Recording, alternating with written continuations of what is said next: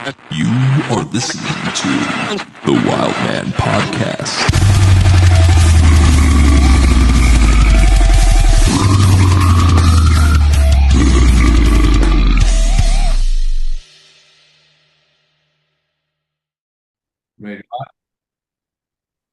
Thank you for choosing the Wild Man Podcast. Today, our guests are, if you care to introduce yourselves, fellas, and say who you are and what band you are in.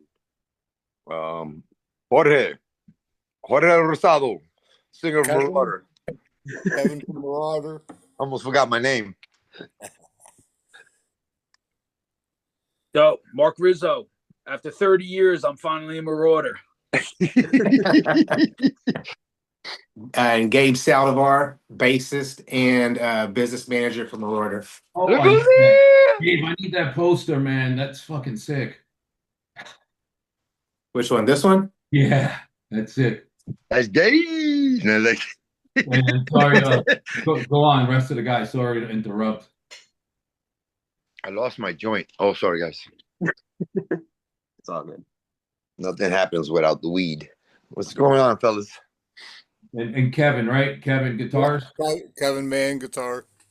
Awesome. Kevin, how's the snow? A lot of snow, man. Just Bro, got done snow. Kevin, you were in Springfield, right? We couldn't get out of here. So I lived in Connecticut for a long time. Well, my wife's from Hartford, so I lived in Connecticut for a while, and my buddy lived in Springfield. You're in Holyoke, right, or something? No, I'm in Pittsfield. Oh, Pittsfield. No, oh, he's in Bungholio. He's in Bungholio. That's Puerto Rican city, man. That whole area of Mass, dude. It's fucking flooded by Puerto Ricans. Yeah. Or he wants to go to Holyoke, right? No, but Bungholio. Yeah. Well, guys, man, we are, and myself being, you guys are one of my favorite bands, and I know the Hard Lord did a podcast right after FYA, and thank you for letting me be your guest at FYA. I had an awesome time. You know, it was epic because the last time I seen you guys was with the Master Killer lineup. Yeah, I just would like to say Jacob and I are super stoked. Jacob had this podcast running for a while, and he invited me to be the co-host. And we have some big things coming up. We have some super future awesome interviews with some people, man. But Jacob, do you have anything for the guys before we kick it off? I just want to say it's an honor. I definitely listened to the interview from the Hard Lore guys. Those guys definitely did you guys justice. I listened to you guys through like 4 school zones today, and more kids were looking at my car than I ever expected. So maybe I'm on to something. Kids need metal, in my opinion, not rap. Yep. Yeah. The new rap sucks. So listen, man, we're just gonna kick it off. A rapper. Look what I did. I wrapped this joint up really good. Is that a pre-roll? No, I'm kidding. Just tough that, right? Take it away, Sebastian. Bob Marley, Jorge Marley. So I would typically dive into again, the Hard Lord came out with a podcast. We didn't even know the Hard Lord was going to do it when Jacob and I planned on it, and I talked about getting you guys. But hey, it doesn't matter. You know, great minds think alike. We love those guys, and more power to them. So we're just going to do things a little different. Let's talk about the present lineup. Let's talk about where you guys come from, because to me, this is the sickest since Master Killer with Rick, Saab, Anthony, and Vinny. To me, this is the best Marauder lineup that I'm not going to sit here and lie to you. After Saab, I was a little heartbroken, and I kind of fell off some of the Marauder albums. I really didn't study them after Saab, but let's talk about this. Right now. You guys, where do you guys come from? Let's start with one at a time. And how did you guys get together with Jorge? Or did he where'd he kidnap you from? Did he fucking put a knife through your throat and say, "Come here, motherfucker"? You playing in Marauder? Well, the first guy, or I'm gonna get the Babas to fucking come fucking shoot your house up. No, I'm kidding. We're super soakers. Yeah. Kevin was the first person to join. Who was? Right, Kev? Kevin was the first person to join. Out of everybody in the lineup, Kevin's the oldest one. Kevin's when Kevin joined the band when the band was pretty much we were pretty much doing homeless metalcore. It's where we go out on tour and we come back 30 pounds lighter and a few $1,000s in debt. Oh yeah. Yeah. So, Extracurricular activities. yeah, and Kevin was the only idiot that said, "Hey, I'll come back out again." We should talk about that. No, I'm kidding. I'm Jake. Jacob. We can talk about anything, right? This is a podcast. My opinion. This is a podcast where you guys should feel it. This is a safe space. You can say whatever you want. I don't like. The only thing I do not approve of is hate on like other bands, like dissing each other. It's no like negativity and shit. It should be metal and hardcore and death metal and all that. We're a brotherhood, for God's sake. Yeah, it should be about experiences, not about I'll let you guys get triggered. All right, I'll let you. So you guys, so you run into Kevin, right? Kevin joins Marauder, and I remember because I always followed you, Jorge, and I followed Marauder, and I'm like, is this Marauder's page or a Latin activist page? Sometimes I just don't know. You know what I mean? You got a lot of like Puerto Rican history, which is cool. I think that's awesome. It's awesome that you represent your background. So Kevin, you're the guy with the blue Dean, right? Like I think I watched when I go on a YouTube rabbit hole, I would watch you guys because I would miss Marauder and I wasn't really connected to what Marauder was doing. So you play the blue Dean right? Is that you? I had a black Dean. Oh, Black Dean. That was when that's what I first used in the band. Then I had an Explorer for a while.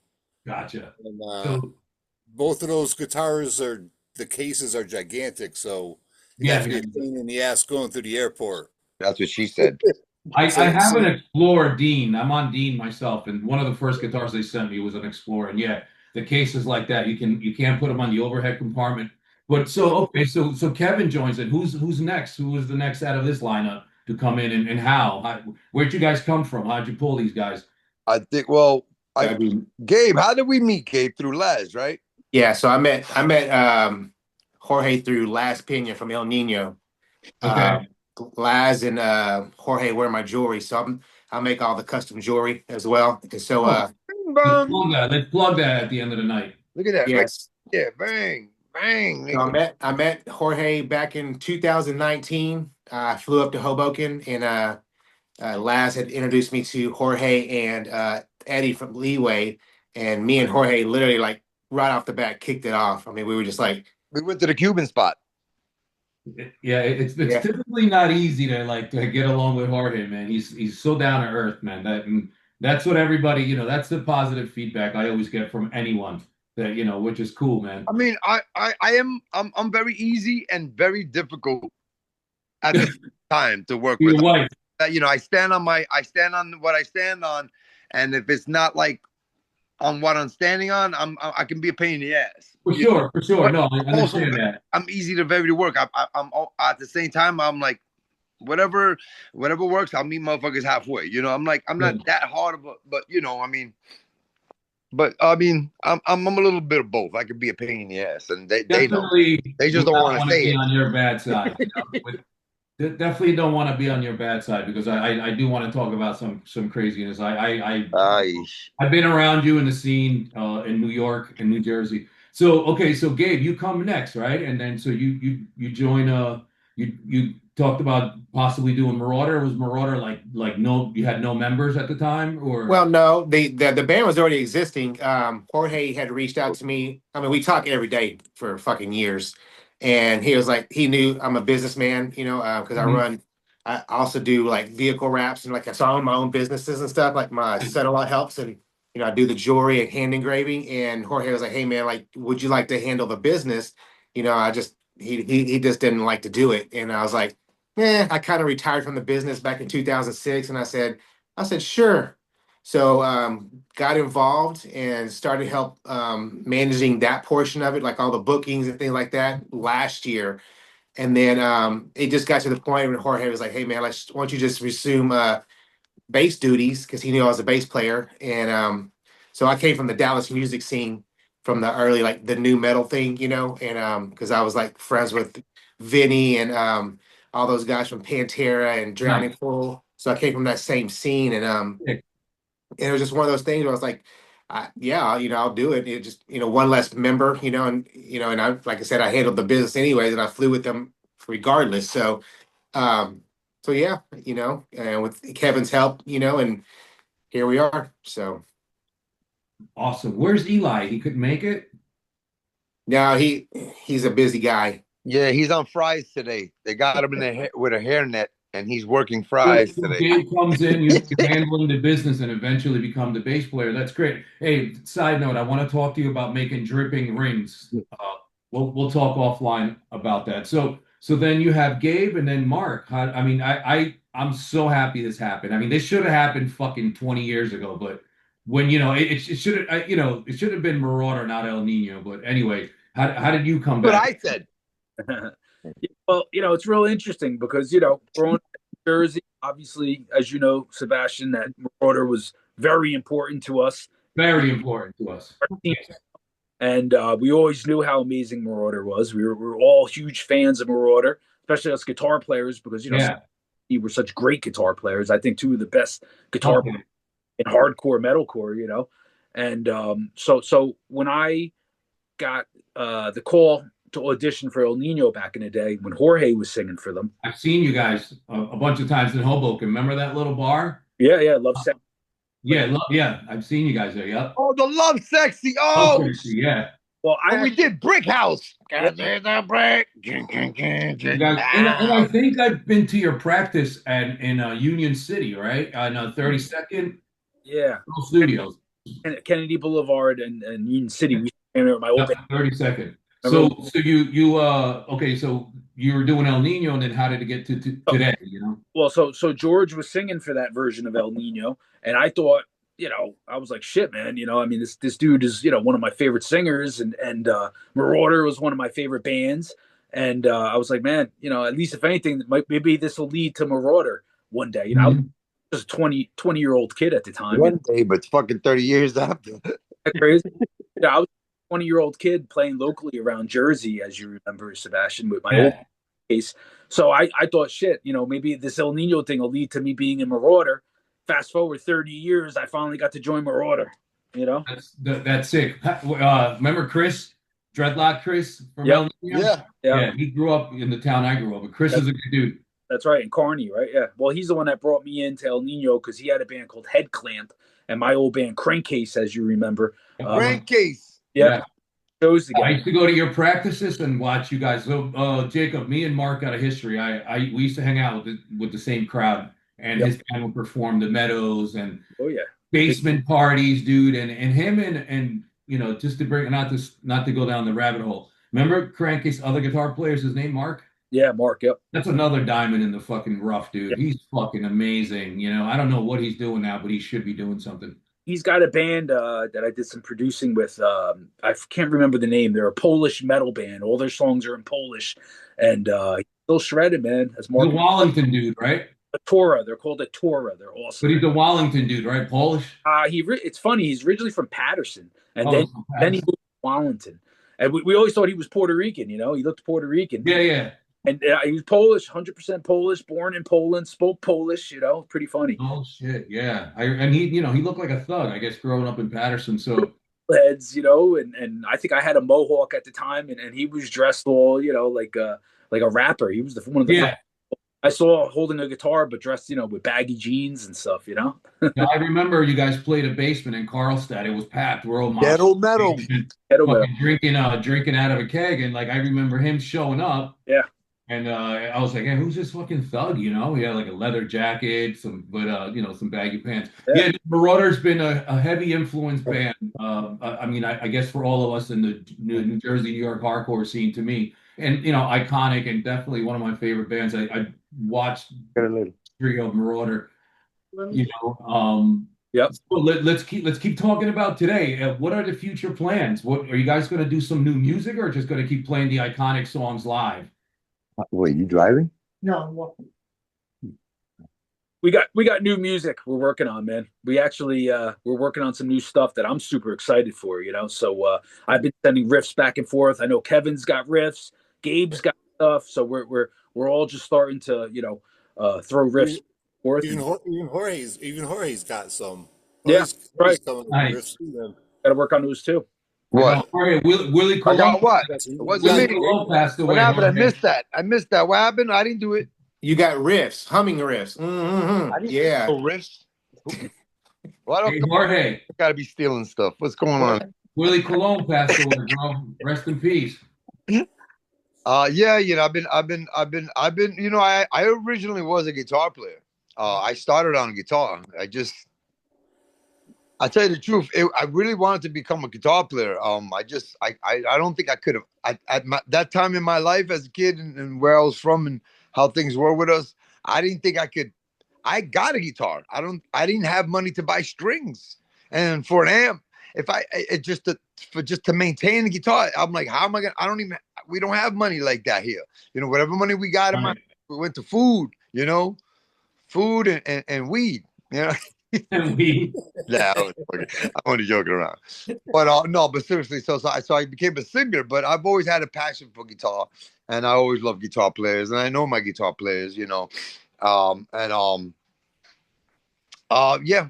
I have a guitar, and I'm trying to get back into the craft, but my hands is just not. At this age, it's just even hurts. It hurts. Even if I play with vagina, my fingers hurt. Vagina's rough these days. It's not as soft as it used to be. Depends on which one you're talking about. So, guys, and then I'm asking you because it's happened to us with Dripping. Coming back after 25 years later. And then we did 2 EPs, and one of them was received well, but it wasn't enough songs. The diehard fans. So what are your feelings like? Because a lot of the diehard fans want to hear that pivotal, iconic album, and I'm sure they want to hear Master Killer again. Are you guys concerned of how the new material is going to be received? Are you concerned if it's going to be accepted, or you just don't give a fuck? We typically don't give a fuck. We'll just write what we love. But I know you're in a tough predicament having Master Killer as a masterpiece. Yeah. Well, I mean, we have different people in the band, so people can't expect the same type of writing. I don't need musicians to be imitators. I don't want them to try to imitate shit. I want well, Mark's a Marauder fan, so he knows the music. Yeah. If we just keep certain elements, yeah. Right our way with those elements in it, then that's fine. Certain things I like about Marauder was different, like the closed hi-hat. We never had that hi-hat open.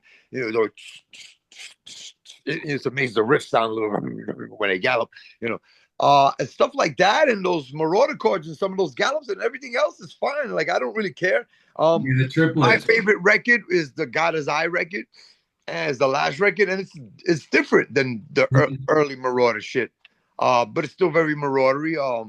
But Marauder's a band that we're not trying to be like an old band that keeps coming back 20, 30 years with the same old songs and the same old style. We like to show people that we can roll with the punches and we can run with the crowd. We might be old, but we're still rolling in there, and we're presenting shit that's modernized, but with elements of Marauder. We don't want to change those elements. We want to keep them in there. But these guys are free to do whatever the fuck they want in the band, as long as it makes sense and it's good, And even if we don't like it, but we know the kids like it, that's more important. We don't write music for ourselves, At this point, it's a business, and we've come so far. So business is the main priority. Family's always. If there's no family, there's no business. That's why these guys are in the band, because I'm comfortable with them. I'll give up skill. The way it works, if you get along. I give up skill. I'll definitely give up skill and talent over personality. Because if I can vibe with you and you're a really cool dude, but you're not as you're not as good as the last guy, who cares? You're good enough and you vibe with you. Got to spend time. So we've had a revolving door of people in the band. Sometimes it was my fault. I've gotten rid of people in the past because of me.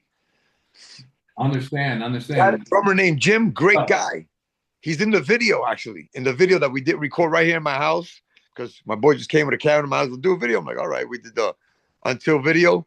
That's that dude. It was on YouTube, right? Or on your live? Was it on your live? No. Or YouTube? The last video we did. Huh? It was in a blue room.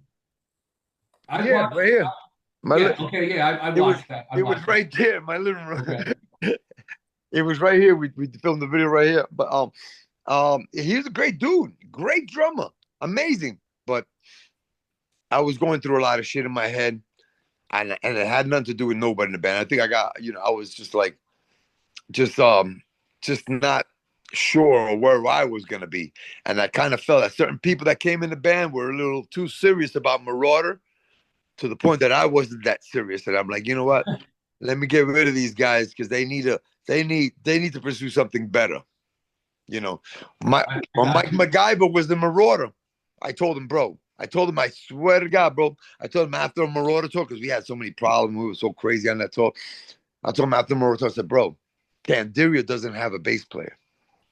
I'm saying, you're talented. Like, and you know those dudes already, like, you should go fucking play with Candiria. I remember they would play without a bass player. I told him Marauder was going to ruin your life. I told him, like... Yeah, he's a great bass player. Yeah, he was a great kid. Yeah, I remember Candiria playing. So no, that's great. I mean, it's tough, because now we're all on these social platforms, and it leaves room for criticism. These kids got fucking something to say about everything. And that's great, man. You guys are doing it for yourselves, writing new music, and you don't want to repeat Master Killer. You don't. I mean, you want to show your growth. You want to show the new guys that are in the band and the new version of Marauder, which is, to me, again, tightest I've seen Marauder since the original lineup. And so yeah, man, let's we're gonna do techno metal. So let's talk about like what's Gabe, and do you do the writing, or is it Kevin and Mark and he sends you the files, or how do you guys do it nowadays? Like, we have Mark is writing, we're all writing because we're all far away from each other, but eventually we're gonna have to get together and at least do it via internet. We have a plan to do internet, so we're getting together in March. Yeah, we got to do the online thing because we can be more frequent and more in flow. So when we actually do get together, we can finalize riffs and stuff, and typical songwriting shit. Kevin looks like a rock star with the background. He looks like he's in the studio. Kevin looks like he just finished recording. I think I've seen a couple of Mark. I think I've seen a couple of Mark 5 boogies there, right? Mark 4. Mark 4s, yeah. I'm a boogie guy too. I got my rectifier. It's getting too big to carry, You go to these places. I got a backpack amp now, but so Stop was definitely a Mr. Boogie guy. Stop loved Mr. Boogie heads with the tubes. Rectifier. Yeah. Oh yeah. So that's awesome. Let's kick it back. Let's kick it back in history. So I like to tell you guys the first time I've seen Marauder was in 1992. They played a club called Studio One in the middle of Newark, New Jersey, in the ghetto. I think it was like 10 degrees sometime in December, and it was Biohazard, Marauder, and then Rage. I don't remember any other openers. And when Marauder went on, there was literally 2 pits. One pit in the front, one pit in the back. And there was the bleachers on the side of the club. And I remember people climbing over people, bouncing off the walls when Marauder went on. And me as a kid, I'm like, what the fuck? That was with Minus, right? Because that was with Minus. Minus came out in he had a towel around his waist. I think I was at that show. And then I've never seen, because I'm like, these guys sound like thrash metal, but when they talk on the mic, they sound like fucking, Big Daddy Kane. They have this hip hop Latin accent, So I was a little confused, just starting to be exposed to a lot of New York horror. I mean, I was already into the Cro-Mags, sick of it all, but I was more of a metalhead, and I had long hair, and Marauder had blown me away. Not only that, I think Marauder was tuned down, and Sop's presence with the long hair, and everybody was on point. And Minus did an incredible job. I'm a fan of the demos with Minus, and then I got that 93 demo when it came out, and then they did a few songs on the New York's Hardest, I think, with Minus. And then one day Marauder plays with DRI, and I go see him, and Rick Lopez sang, and there was no more Minus. And obviously everybody knows that he left the band, and you come in. So Jorge, Marauder had an identity, so to speak, right? They had Minus on vocals with the high-pitched, clean vocals. I helped start Marauder. Yeah, but then you come in and then you give it your own identity. Sometimes I go back and I'm like, what if I would have just said, yo, let me get down on that? What if I would have, where would I be today if I took part in, because Vinny came up to me looking for a guitar player and Saab came up to me looking at the same day, the same time, like 20, 30 minutes apart from each other. And I was like, really? I was like, hold up. And I introduced them. And I'm like, damn, what if I would have got involved in that? You know, I was kickboxing at the time and I was with some girls. And so I was distracted. I was only into my you know, kickboxing, fucking robbing people on the side. No, I'm kidding. No, I'm just joking. I'm just busting balls. But fuck, what were we just talking about? I forgot. No, what I wanted to say, you know, and not because it's you and you're like an awesome fucking dude. You know, even back then, before I even knew you, I'm like, you gave it your own identity because it went from the high pitched singing to, you know, the not guttural, but the more I think you gave it the elements, you know, not Marauder already had a lot of metal because for back then, to me, Marauder was kind of like Bolt Thrower mixed with Carnivore, Biohazard, you know, a ton of Obituary. It had a ton of elements of death metal. And then you come in and you give it that edge to fucking seal the deal, to put it above hardcore. Because back then it sounded more, not that Minus's vocals are not metal, but he was sort of like on the Leeway vibe. And no disrespect, I love the demos with Minus. I thought he did an incredible job, and it was. Well, I used to go to fucking Marauder shows, man. I mean, they were my boys. We were part of Sunset Skinheads. We all used to be part of the same crew. And I'm a person that when I see my people doing great shit, it brings me more joy. I think it brings me more joy than it brings them because I love to see I you know, growing up where I grew up, you know, we always hear fucked up stories about people. And so when we do get stories about friends doing good shit, man, I've always was like that, man. You know, I was always a happy motherfucker when I saw other people happy. Like other people, my environment affects me. And I hate to say that because I'm always a person that I always carry the world's weight on my shoulders. I don't know why, but you know, but I mean, I've always been like that. So I love to, you know, I saw my boys doing some shit and I'm like, yo, you know, they sound great. I never, you know, and I was happy. I'm like, yo, I put Vinny and South together. Look what they're doing. This is awesome, you know. I used to go to the shows, even when they had Eddie. Mm-hmm. Yeah, you go to that video of them playing Coney on the High. Who's in the pit? Yeah. Well, we played. Yo, you remember we singing? Yo, when you were singing with us with El Nino, remember we played with Eddie singing for Marauder. We did the. Right. It was the same show, right? I think it was the Bank in New York City. We did. This was like '97, and then also I think Coney Island High. And we played with Eddie singing Marauder, and you were doing El Nino with us. Remember?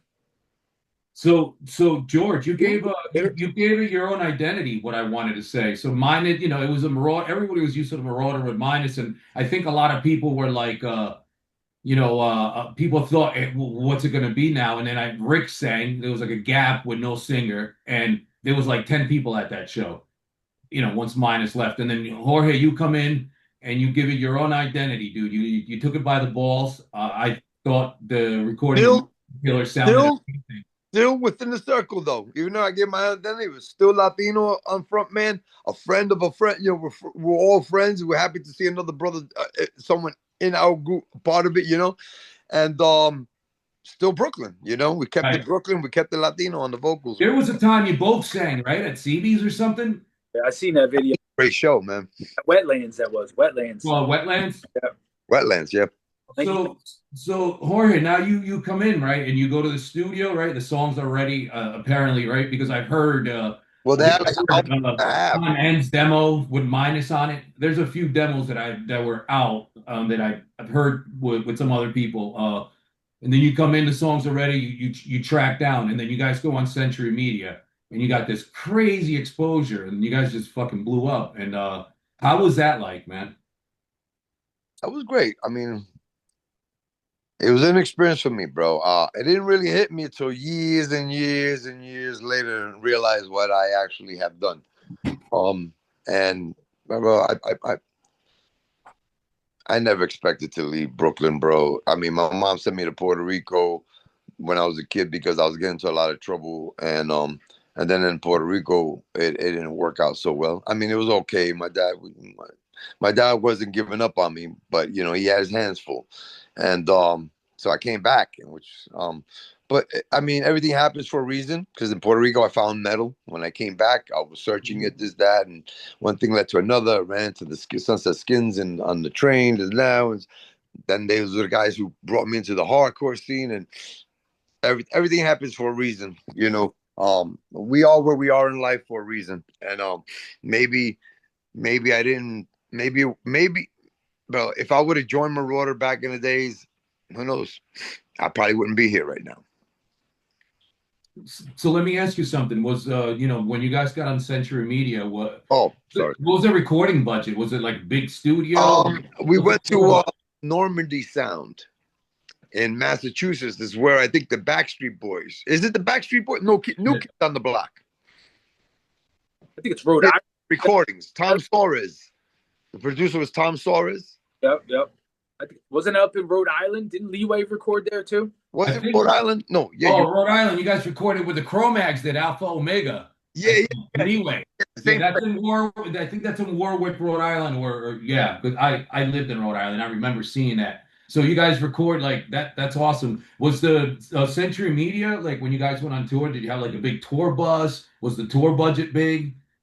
How was it when you guys like going to Europe? Okay, the first European tour was weird, bro. Because we were touring with a band that had nothing to do with metal. They were a German rock and roll band. I guess they used to be like an old skinhead band. They had controversial theory, you know, a lot of guys from the other side like that. They had beef with some punk band called Teutenhosen, but these guys were playing arenas. So our very first tour in Europe was with these guys. 2 months with caterers. Bro, we could walk out to backstage any time of the day and get food. We were eating, bro. I never went hungry. We were drinking. We had a lot of fun, though. We had a lot of crazy stories that those I can tell. Those I can tell because was it like Van Halen, like sex, drugs, and rock and roll? There was a lot of that. There was a lot of that. Oh, I love it. I love it already. I love it, bro. There was a lot of that. There was a lot of that. I don't know where you want to go with that, but I don't even know how to begin on that shit, bro. There's gonna be some stories gonna piss some people off too, but it's gonna be worth it, man. Yeah, you know, careful. You don't want your wife and kids to watch it. My wife's cool because this was way before her, and this was in the 90s, and we were out there just pretty much young guys and living life and staying up for like 4 or 5 days in a row. Bro, I would stay up for like 4 or 5 days in a row, bro. Nice. Party my ass off, G. You know? And I just, you know, even with alcohol, I'd stay up. I don't know how hang out with people all night long, get 1 hour sleep, get right back on stage. Like nothing ever happened, bro. Professional. Just fly off. It did, right? Did you guys make any money on Century Media? I don't remember. I tell you the truth, I don't remember seeing any money. Royalties, nothing, huh? I don't see no money from Century Media now. Shit. Wow. After 30 fucking years, I got a $2,000 check last year from them. That record, how many copies did Master Killer sell? They sold a lot, but I'm not on any, so. Listen, bro. You're the vocal. Listen, when they wrote that record, they had an album and about 4 other songs to put on there that went on to the next record. So you know, but they couldn't get a deal. You know, so we all talked at one time at the table, and we're like, oh, you know, and I was like, listen, bro, whatever, man, you guys want to do. This is your album, you guys. I just joined the band. And I was a little gullible, but anyway, at the end of the day, they were like, I think it was Vinny or somebody like said something like, well, you know, we're all going to do 20% each. Everybody here did work. You know, we all put in, you know, let's just. So that's what I expected, you know. Kind of find out that my guitar player Anthony and Vinny took it all. Mm. That like Saab didn't even get his 20. Like he got some, but he didn't get what we didn't split it evenly. And it took me years to realize that. You know, I'm getting all these royalty checks at $30 royalty. I'm like, what the fuck?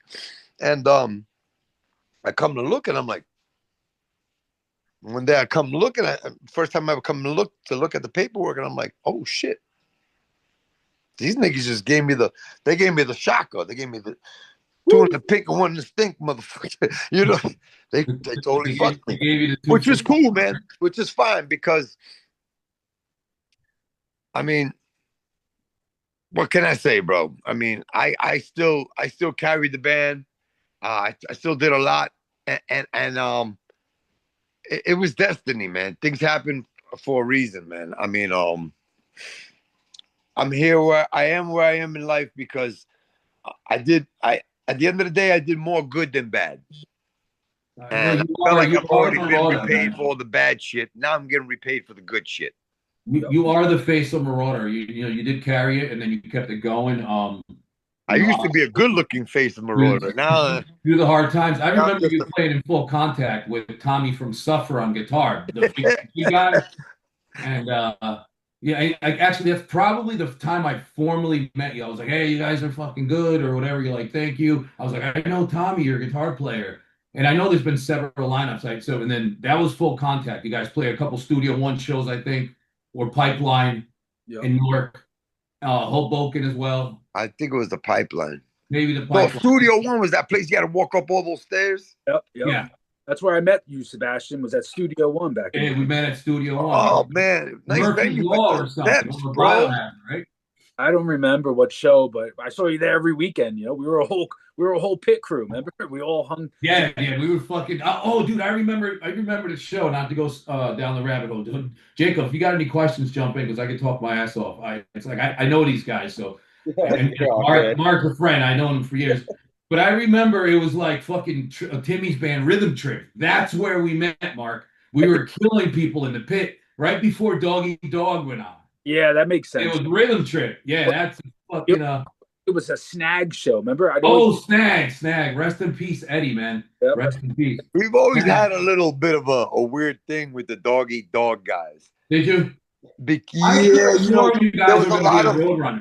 There was a lot of making fun of them back in the days, and we used to do it like a little bit in front of them. But when I met them, they ended up being like the nicest dudes, and I never really gave that music a chance. And listen, bro, everybody has their own style, everybody has their own thing for a reason because there's fans for everyone. And so I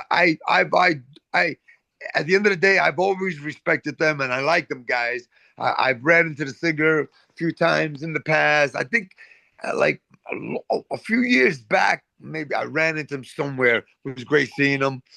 Sean Kilkelly used to be from Doggy Dog. Great fucking dude. When we got to know each other, you know, I really, really got to like him. You know, just, I'm back, I used to, in the beginning of my run, I still had that old school New York hardcore skinhead attitude, like where I was, my day was complete if I ruined yours a little bit. Well, yeah, it's like, I'm from New York. It was, man. We were, but yeah, but going through the music scene, I learned to be a little bit more of a musician and less of an asshole. And I've never really was. I was always a little confrontational because, I don't know. It's just some like old school shit that it rubbed off. But I'm gonna tell you about New York and New Jersey had the best scene back in the days. Oh yeah. Well, the East Coast was great. Boston had a great scene. The Rat Skilla. Remember that club, the Rat in Boston? I've heard about it. I lived in New England, but it was after I was out of the scene. I'd never been to like a hard. Haven't been to Rat Skilla? Yeah, Kevin must have played there, right? Yeah. Well, I remember when I was younger, there was people that I definitely would fear when they would come to the pit, and it was Jorge Staub minus Kevin Bulldoze. Yep. Puerto Rican Mike at one point was pretty wild. You know what I mean? And that, I mean, that's all I can remember. It was such a long time ago, but I remember being very young, 91, and going to a Sick of It All show. And I want to talk to this guy one day. And some fucking bully came up behind me and starts fucking punching me in the back of the head. And then someone just picks me up. He looks at me in the face and asks me, "Are you okay?" I said, "I'm okay." Turns around and fucking drops the kid that was beating me up. And that was Toby from H2O when he was with the Alleyway Crew. And then I always noticed that, you know, the New York guys are pretty tough, but they were never bullies. You know what I mean? Nice. So guys, so with this new album, what let's talk about everybody let me take the spotlight off of Jorge over here. Sorry. So Gabe, what are your influences, man? And then we'll go up the line from Gabe up to Kevin, Mark, and then Jorge. Let's talk about your influences. Honestly, I don't even really listen to metal too much. I honestly love to listen to like bluegrass and blues and shit like that. So it's Really? yeah. Honestly, to be straight honest, like a lot of the hardcore stuff these days, I'm not like a really big fan of. Mhm. And I'm not trying to be an ass. It's just to me everything's cookie cutter nowadays. You know, there's I, really I agree. there's nothing that sets anybody apart anymore. You know, there's a couple of good bands out right now that I do love. You know, like Biomind, and there's a couple of bands out here in Florida that I enjoy. But you know, at the end of the day, I don't really have like influences when it comes to like metal. You know, I like the jazz, I like blues, things like that. You know, so yeah, it's nothing crazy. Britney Spears. Britney Spears, Christina Aguilera. That's cool. Blues and jazz are definitely awesome. You know what I mean? And to have, you know, to have such substance that like you just can't listen to fucking. It happens to me. I can't keep up. There's like 1,000 new bands. You know. Yeah, when I was in my 20s and stuff, I was really influenced with people like Phil D and you know Sam Rivers from like Limp Bizkit, and I always used to like emulate that kind of stuff, and that's why I kind of really stopped listening to bands, you know, because it's like I got to that part where I started sounding like them, and I didn't want to be that person, you know. So I don't really listen to too much metal anymore, you know. So Interesting. I heard Glenn from DSI say the same thing. Like he doesn't listen to anything prior to going into recordings because he doesn't want anything to sound like something else. The way I am. You know, yeah, and it's hard, man. Like I want to hear these new bands. So yeah, it's like there's so many of them. You know, anybody can go to a Guitar Center now, get a guitar, they get a computer, they get. Jacob, we were talking about this with Rick last night. You know, you program some MIDI drums, or you get like, you know, and now you got a demo, and then you feel entitled to reach out to some of the legends and be like, hey, man, you know. But I guess it's cool. What about you, Kevin? What are your influence? You know, what did you like start listening to when you were a kid? I'm an Ozzy freak. Me too. Ever since I was like 9 or 10 years old, you know, Randy Rhoads, Okay. Jake Lee, Zach Wild, you know. I listened to Ozzy every day when I was a kid. When we were in fourth grade, I had an Ozzy poster in the school bathroom. There was a boys' room in the classroom. We had the Ozzy Wizard of Oz poster. It was the black light one, you know, the fuzzy kind. Yeah, I remember those the velvet posters. Yeah, I want to make Marauder fucking black light posters like that. Those are awesome. Okay. Yeah, man. that you used to get from Spencer's. Those are awesome. Man. I love those things. I got one downstairs, the Bob Marley one, but it's all beat up and shit. Oh yeah. That's awesome. That's awesome. And nothing from the aggressive side like that gets you inspired. Yeah, I mean, I guess You played in Blood War. Yeah, I was in a band called Blood War up as a Troy Core band, they called it. Cool. You know? Troy, New York. Yeah. Gotcha. We did a split with Dying Breed on Stillborn Records. Okay. Years ago. Yeah, I'm not too up on you know, there's a lot of stuff I missed. Mark, what about you, man? So I mean, I love everything as we've talked before. You know, I mean, Yeah. anything around the guitar. You know, so whether it's jazz, blues, flamenco, metal, you know, classical, I love it all. But you know, the truth is, I probably listen to Slayer every single day. You know, that's Slayer. I don't go a day without listening to Rain and Blood and South of Heaven. You know, so I'm definitely a metalhead. You know, Slayer, Overkill, anything that's got heaviness, and I'm definitely thrash metal has always been my favorite style of music. You know, so that's really what I grew up on. You know, and also I got to mention, growing up 2 towns over from Lodi, New Jersey, the Misfits, man. That was my introduction. My introduction to was the Misfits, and for me, they're still in my top 5 favorite punk hardcore bands of all time. Yeah, fucking gotta love the Misfits. Yeah, and I got to play with them for Garfield, right? Garfield, Lodi, I think they were from. Lodi, and I'm from Cross 138, right? Was it the 138 on the Garden State Parkway? Is that what they had? We are 138. Yeah, I think so, right? Well, I got that tattooed because I'm a huge Misfit fan. Sam Haines, Danzig, all of it. I just talked to him today, actually, man. Because he lives pretty close to me where I am now, and I got to play with the Misfits in 2015. Actually, with Go in the Misfits. Yeah, I played in the Misfits 2015. I recorded 2 songs with them when Jerry was singing. No shit. And I did on drums in Holland. We flew out to Holland, played a comic convention. That was with Goat Drums, who played in Marauder for a minute. Eric, excellent drummer. Yeah, fucking rules, man. Great player, and it was cool, man. And then they did the reunions, so I went back to Soulfly then. But Misfits is definitely for me punk. And for punk hardcore, it starts with the Misfits for me. Let's go down the rabbit hole a little bit. Let's talk down like a couple minutes about right here. Look, nice. Sam Haines. Yeah, that's a Sam Haines skull. So Mark, you're in Soulfly. I don't know if you knew that, Jacob. Soulfly and El Nino. You're a pretty iconic guitar player, legendary from our area. We all worshipped you. I remember like myself and Chris Savello from No Contest. Anytime Crankcase would play with. We're like, do we want to mosh or do we want to watch the guitar players? Because these guys fucking are on point, you know what I mean? Especially doing a lot of the Slayer covers was really cool because, we get to fucking actually listen to Slayer songs, and at a live show or whatever. So you did some pretty big things now. You traveled the world with Cavalera and Soulfly, right?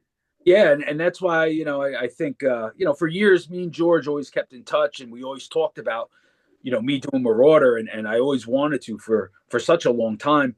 But when I had joined Soulfly, I mean, I was just never home, man. I was on the road, fucking 9-10 months out of the year, specifically in Europe all the time. So I'm glad I ended that chapter, and here I am in favorite bands of all time, man. Listen, you guys say Kevin, was it like you said every week I listen to Ozzy, or a week doesn't go, or a week doesn't go by that you don't listen to Slayer? That's me with Marauder. I'm not gassing you guys up. You guys fucking Marauder's always been my favorite. Fucking definitely a band that you go through music and then you're like I'm not into this. And you grow out of things, but you just kind of never grow out of Marauder, especially. Yeah. Again, I'm not gonna lie and say that I didn't. That, after 5 Deadly Venoms, it was hard for me. Saab, man, Saab was iconic for me. He was not only that he was a guitar. He was both. Marauder always had good guitar players, but Saab was just kind of like just that dude. And I remember when met him, I asked him for a free T-shirt, and he almost took my fucking head off. He said, "What? I ain't down with no fucking. Who the fuck are you?" I was like, "Oh shit, I'm sorry." I was like, "I'll pay for it." I think T-shirts were like $12. I bought the demo shirt, the Marauder with the dripping redid that demo skull. And then I remember, and then fucking a few months later, I got to see him at my best friend's wedding because Sean married Sabrina, and Sabrina wanted to be Saab's cousin. So he's at the other table, and I'm all uncomfortable. I was just telling my wife, I'm all uncomfortable, like, oh shit, this guy just yelled at me like a couple weeks ago. You know what I mean? And let's dive into Saab, man, because I went to the wetlands to see Leeway one day. He comes from behind, jumps and grabs Eddie from Leeway and throws Eddie into the crowd at the wetlands. And Eddie didn't know it was coming. And fucking Eddie gets back on stage. He's like, "Fuck you, Sub, you fucking asshole." He was like all mad. Like he didn't know what hit him, dude. It was like he came running from backstage and fucking dove and grabbed him and dove into the crowd. It was the craziest thing. And I think I could be wrong because I know the new kids will fact check me because they're on Google and shit, and I'm not. I think it's that day when Saab did that famous spin kick that there's a photo when he kicked the kid in the face. Yep. With a pair of Doc Martens. I think that was at Wetlands for Leeway. Yeah. Wow. So let's talk about Saab a little bit, man. Fucking definitely a presence. Somebody you don't want to fuck with. At the same time, for me, he was, because he needs to be remembered, dude. He needs that guy needs to be in the Hall of Fame of New York hardcore. So let's get back. So Asaba, historical presence, because he was known by obviously was a big figure in the New York hardcore scene as yourself, Jorge, and nobody really. I mean, at least myself, I don't consider Marauder a hardcore band, but you guys had a hardcore attitude, which I think that's amazing. I think that changes everything because not only you're more open-minded than being like a metal snob who's opposed to trying and doing new things and being around different cultures. I think that's huge. But again, I really think Marauder for the time back then had metallic, huge, like the only difference between Marauder and death metal is that you guys didn't have any blast beats. If you guys would have had blast beats, you would have been a death metal band. Well, I want to say, if I can say, Marauder was so ahead of its time, Oh, hell yeah. And what, I could go on and on about it. What an influence, and Saab being an incredible guitar player and Anthony a great guitar player. But they really were the band, and it's a scene, where we met, Sebastian, that linked between death metal, and hardcore. Absolutely. And now that when you look at it, now that's fucking huge. 30 something. Oh, it's humongous. The whole the deathcore, yeah. And that's why I think it's amazing how now, and I know George agrees. It's amazing how 30 years later now the band is getting the respect it deserves that we all knew back in 95 and 94 that they deserved. So it's incredible to now be part of this and play these big festivals with Marauder, and I've been watching them for years, on playing all these big festivals, and it really makes me happy to see that Marauder now is getting the recognition it deserves because they fucking really were way ahead of their time when they put out Master Killer. Yeah, and another note on that, it's just being on the business side of it, we're already in January, already booking for almost at the end of the year already. We're already looking at booking for 2027 already. I mean, we've got people already looking into February and stuff like that for next year. Yeah. So that's how far advanced that we're doing things now because the demand is super fucking hot right now. Yep. And so. And Gabe, you're crushing it too. Like you're killing it as a manager and getting us on all that stuff. So everybody. We still got we do have dynamic talent. Adam is helping now with some of the stuff as well. So we have another booking agency, but yeah, I handle probably about 90% of that. But it helps a little bit to have another booking agency behind us now. Because we got a lot of shit coming up. So especially in Europe. We were booked. We had a tour going, and we had one of the bands slip out, and then I think I text Jorge for dripping. It was a whole death metal venue, and then I think I got you, Gabe, and then you shot me your guaranteed, and I was like, I shot it to the promoter. He's like, I can't afford that, But not to say, but no, I'm very happy that Marauder, actually, especially with this lineup, I'm very happy. Not that you didn't get your flowers before. It's kind of like you're back up, since the Master Killer days, and these new kids are very supportive. I gotta say that, and again, to your point, Mark, yeah, Marauder to me was it was death metal without blast beats for the time, the primitive style death metal, not this crazy technical death metal that they have now, but the primitive, like the bolt throwers, the obituary, it held a lot of those influences, and I never really thought Marauder was like a straight up hardcore band, with the exception that the members in the band were part of the hardcore scene, but the music to me was never really hardcore. I was never hardcore, and that's I think one of the things that kind of the I mean, I never really. I mean, we were never hardcore. I mean, sometimes you can see that I go into I make little posts and stuff on some of the forums about that, and people how they put these metal bands and call them hardcore. I mean, we were dudes that came out the hardcore, but not everybody came out of the hardcore scene. Vinny didn't come from the hardcore scene, you know. Anthony didn't come from the hardcore scene. Anthony and Saab were both like death metal, and Saab was like death metal hardcore, and a bunch of other shit because Saab loved the Cult and Queensryche, and so did I. And, I love Queensryche. Like Anthony was more like death metal, and his other passions were like, you know, the hair metal stuff, the really like the not the hair metal, but like the Def Leppard and shit like that and stuff like that. You know what I mean? So there was a lot of weird mixture in the band, which was great, and that's I think what really helped. That's what creativity, you know. That's what made it so ahead of its time, was that you guys were all from, you know, mixing death metal with the hardcore scene and putting breakdowns in the music, but having technical, you know, great guitar playing, man. So because when you get people all from the same background, from the same musical backgrounds, then you're to me, in my opinion, your writing capability is limited because you all share the same stuff and you all have the same stuff, so you're going to think on the same level. But when people have different other shit that they listen to, they bring that into it. You have a little bit more, you know. You have a little more influence and more input from other stuff, you know, into your music. Jorge, like I don't really listen to metal, so not as much as I used to. And I want to say too is that it's great that, you know, the band's on the up and up doing all these festivals, and like when we went down to Florida, it was a real pleasure to ride on the Marauder private jet. I mean, it's incredible this jet that they got. I'm telling you, bro.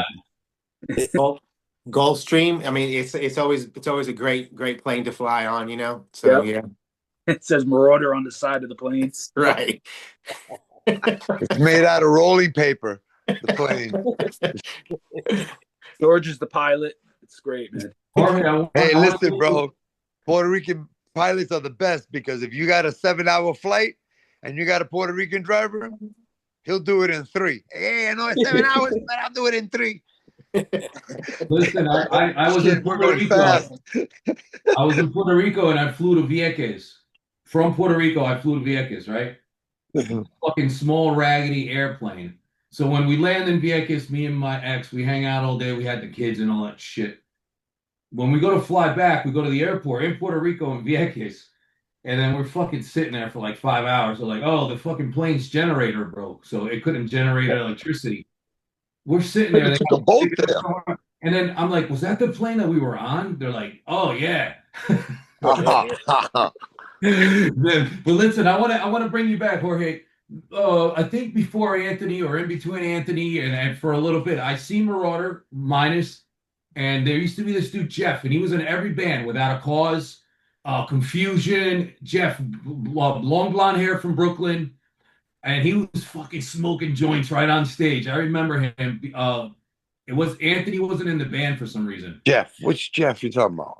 Long blonde hair, white boy from Brooklyn, Jeff. I don't know if he played in Without a Cause, Nobody's Perfect, played in Marauder. He played in every Brooklyn band, Confusion. He played in he might have even played in Life of Agony. I don't know. About oh shit, I remember. Yeah, I think I remember Jeff. Holy shit!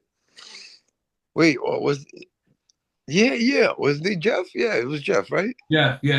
I forgot his last name, but I can never forget. He's playing in Marauder and he's like smoking a joint on stage, man. I don't remember my own last name. But no, you guys, thank you for letting me watch Marauder from the stage. There was like an ocean of people, and I'm like, fuck yeah, man. You're getting, not that you didn't get your flowers back then, because you did, man. You guys, I mean, fucking everybody was. Master Killer was fucking epic. I think it influenced a lot of bands, and to me, they have this metalcore and deathcore, which I skipped that because I got out of music, and then I came back recently. I got out of the aggressive side of music when Dripping broke up, but I think you guys should be thanked for the invention of metalcore and deathcore. to be honest with you. I agree. A lot of people say, "Oh, we're deathcore," but they never heard of Marauder. It's like, how the fuck are you deathcore if you never heard of Marauder? Because if you really want to talk about death metal and I wouldn't say hardcore music, but you guys played hardcore shows with breakdowns. You really thank Marauder for that. Yep, I agree. Yeah, I think those guys did. One of the first bands ever to do that, that mixture, right? Yeah, I think so, man. Because I mean, there was always crossover, but it was always thrash and hardcore, and and it was mostly thrash bands that were crossing over and they were doing more metally. So nobody was really. I didn't hear that. I didn't hear that.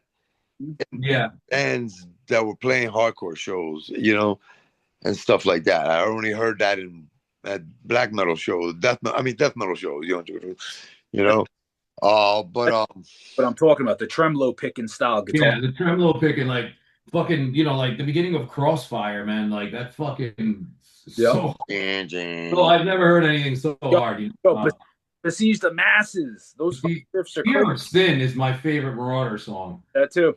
And I think like 10 years ago, I did a cover of it, and I texted her over to Jorge's Instagram. I think you watched it. You were like, "Oh shit!"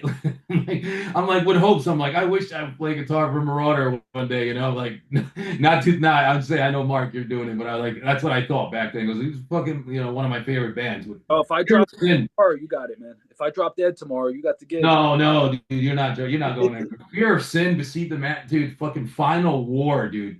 Oh wow, what a fucking you guys don't do that live? Well, Final War, I think, and Final War, I'm not 100% sure, but I think Final War songs are like, I'm gonna say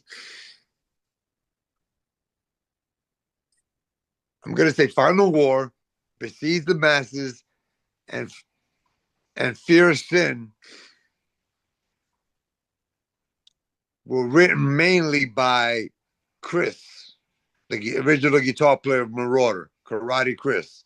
That when he moved upstate, he's the one who started All Out War, right? All Out War. He started out. So All Out War came out of a Marauder member. I didn't know that. I know who he is. I spoke with him at a bar one day where you were, to name another band, All Out War was right behind you guys, right? Because you guys were Karate Chris was a tough motherfucker. He was part of my crew, the Sunset Skins, and I used to see him drop dudes with one kick, quick, bang, like boop. I was like, wow. Let me ask you something. Did Saab ever have short hair, and was he a skinhead? Yeah. I remember one time he fucking came around with some looking like Emo Phillips. He had like a bob up to here. I'm like, nigga, no, you didn't. Yeah, I remember he had that presence, long black hair, black leather jacket, like the. Well, I see pictures of his head shaved. I've seen Saab's head shaved online. Yeah. Well, you want to hear a funny story? When Saab had it shaved, he had like a little dent on his head right here. And I used to always bust his balls. He would laugh too. I used to say so much funny shit that'd make him laugh, I told him, Saab, I said, if you ever walk around without a hat, I said, and if it rained, I said, your top of your head will fill up like a little bowl of soup. He used to crack up. He was like, fuck you, nigga. But, one thing about Saab, going back to him, that people don't realize about him, Saab was well known in graffiti, bro. Back in the days, Saab, I got his graffiti tag tattooed on me. Oh, that's sick. I did see him up in Manhattan on walls. To be honest with you, Saab was known for being inside the trains.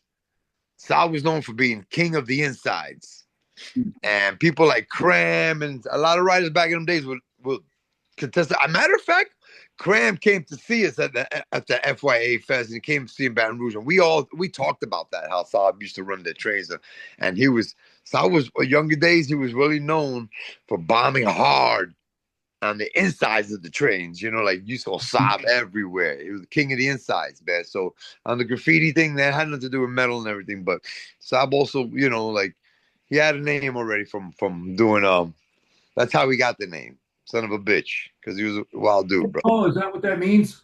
Yep. I don't know that. So his name's Javier, right? Javier. Yeah. Carpenter. What's the nationality? Peruvian? He's 3/4 Peruvian and 1/4 Puerto Rican. His mother's Peruvian, his father's Peruvian and Puerto Rican. Gotcha.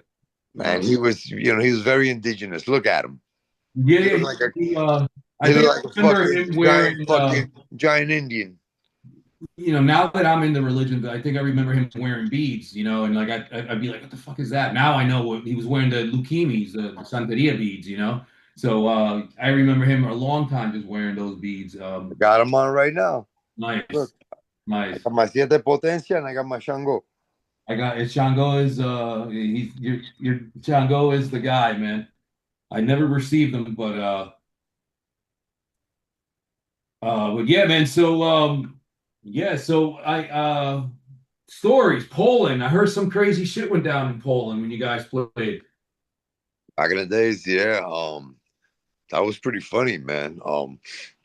We go out to do a show with death metal bands. Unleash was there. At the Gates. That's what we meant to do from At the Gates. He's actually pretty cool.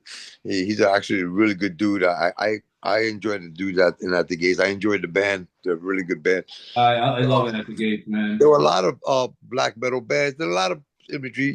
When we got there, we were received by the fans really well. Right. Jumping over us. And it was weird because it's my first time touring and doing all these shows.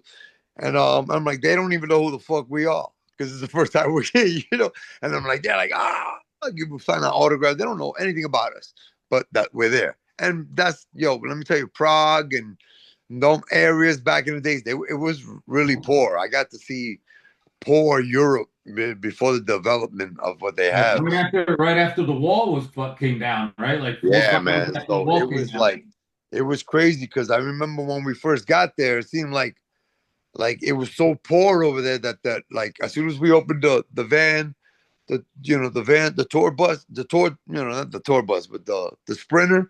As soon as we opened the door, there was no more color.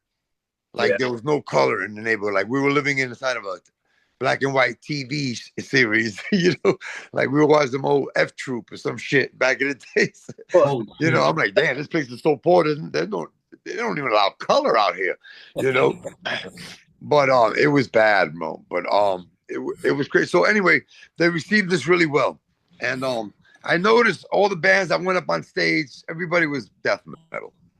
Everybody, they had pentagrams and upside down crosses. They had a lot of props, a lot of bullshit. And the bands that didn't have them were already well-known death metal bands, like At the Gates and stuff like that. And so as soon as we got up on stage, those kids did not give a fuck who the fuck we were. They were like not happy. They were like with their arms crossed, like. Really? Yeah, they were like saying shit in Polish, blah blah blah. Well, it turned out to be a bad night because they weren't moving. The show was being recorded, and some kid tried to spit on Rick Lopez. Saab jumped into the crowd, smacked him. And then I was on stage calling people out and making Polish jokes all night, and we were just being dicks, and they were being dicks. So the show was televised on TV, and it was edited. So we're playing, and all you see is a sea of people just standing still. Wow! And all these, and after every song, you hear like, there was none of that. That shit was pre-recorded. This shit was like, that was like that shit was like the Conan O'Brien show. Said applause and niggas. It was stage act, huh? It was crazy, man. So we were like, and so we were pissed off. So now we're backstage with all these black metal bands that we heard some racist shit about the band Unleashed. I don't know if it's true or not, but we heard that. That motherfucker was they're racist. Unleashed is racist. I don't know, bro. With the redheaded dude, fat redheaded dude. I seen Unleashed grave and entombed at the Pipeline. Well, I heard back in the day. Some guy at the show told me, there was a black kid at their show. He was like the only black kid there. And he singled them out. He like started saying shit and singled them out, like embarrassed them, some shit like that. And I'm like, what? So, we were already pissed at the crowd. We were already pissed that we're there. we were already pissed that that Marauder. It was pretty just me and Saab and my boy SD. I think SD was with us. We were just, and Rick wasn't gonna fight, Vinny wasn't gonna fight, and Anthony wasn't gonna fight. But they were just gonna pack shit up while we were wrecking everybody else's shit. So I was looking for a fight. So I was like, yo, word, that guy from Unleashed did what? So I see him over there standing. I'm like, yo, fuck Unleashed, man. Yo, fuck that little fat. I was like, yo, we're Latinos, bro. We're your enemies. What's good, motherfucker? ¿Qué pasa, cabrón? Talking shit. I'm out there.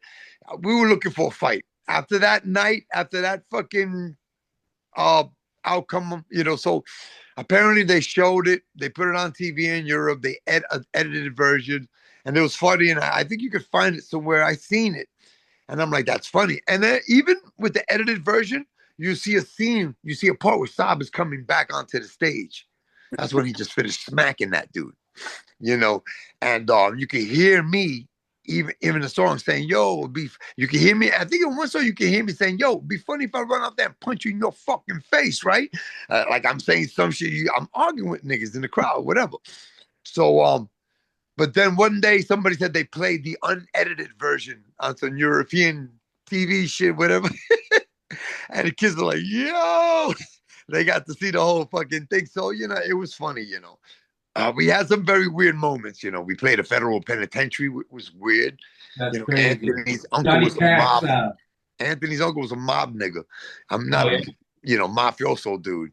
And he was locked up in some federal penitentiary, and he got us to go play this federal penitentiary. There was some prison band called The Unforgiven. Go figure. Wow. No, that's doing like Leonard Skinner songs and shit, And we played on a basketball court with no barriers. There was no protection. I was worried. I even dropped the mic, and I was like, what am I gonna do? I dropped the mic in prison. No, drop the soap, but drop the mic. Bro, you know what I did? Crazy. I did some hipster hacky sack move with my feet. I flicked it up in the air and I grabbed it. I'm like, yeah, nigga, what? Fuck y'all fucking. Ain't nobody snatching my booty up in this motherfucker. That's crazy, man. Bro, my ass, during that whole set, my ass was so tight. I was so nervous. You couldn't stick a needle pin in my ass. You couldn't swipe a fucking Metro card. None of that shit was, nothing was, I was tense, bro. Nothing was going to penetrate. Forget it. That shit was sealed.